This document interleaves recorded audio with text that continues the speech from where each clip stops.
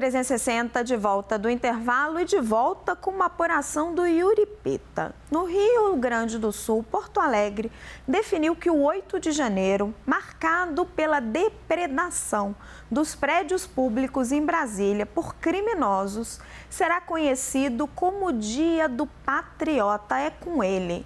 Yuri, conta pra nós essa história.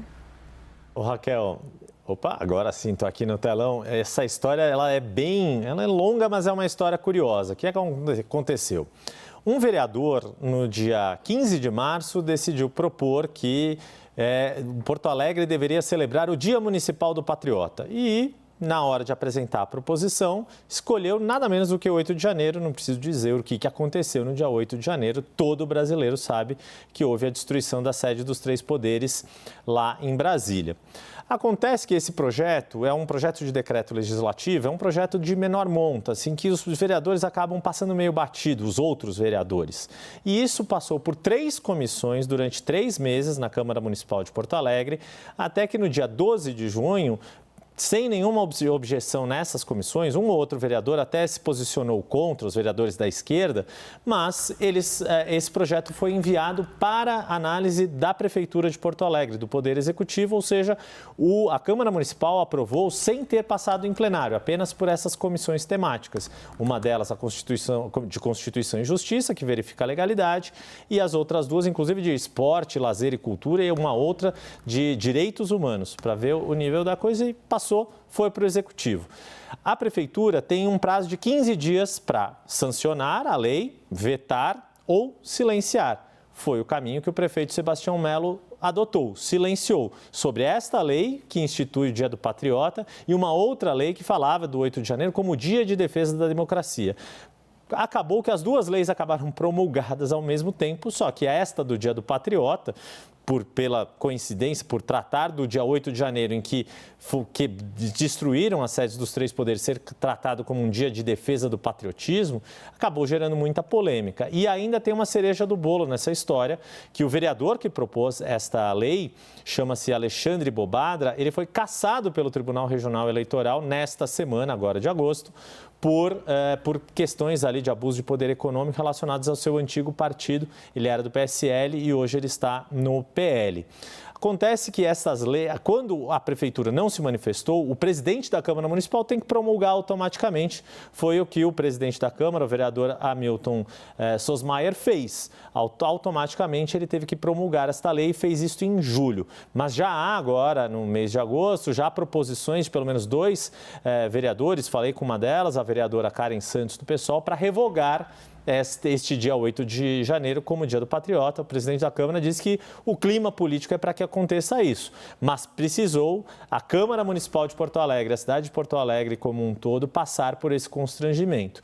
Vale lembrar, para a gente concluir, a produção aqui da CNN me ajudou, por meio do Felipe Andrade, a tentar contato com o vereador cassado Alexandre Bobadra, mas não tivemos retorno.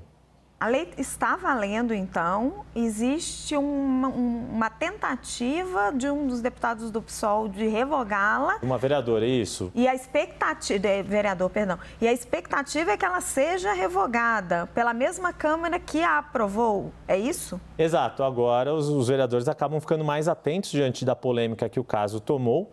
E é muito provável que o ambiente político seja para que se revogue ou para se adote o Dia do Patriota em alguma outra data que não o dia que ficou marcado na história do país como o dia da destruição da sede dos 3 poderes da República em Brasília. Temos Thaís Arbex e o Gustavo Uribe, do Petreri.